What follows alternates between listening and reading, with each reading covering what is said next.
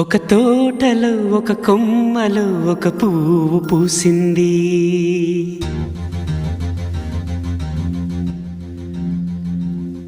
మహారాణిలా మహాలక్ష్మిలా ఆ పువ్వు నవ్వింది.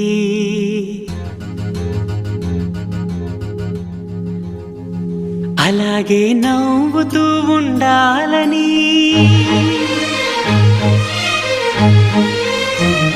అలాగే నవ్వుతూ ఉండాలని నింగి నేల వాగు వంక చెట్టు చేమ గువగూడు ఆశీర్వదించాయి.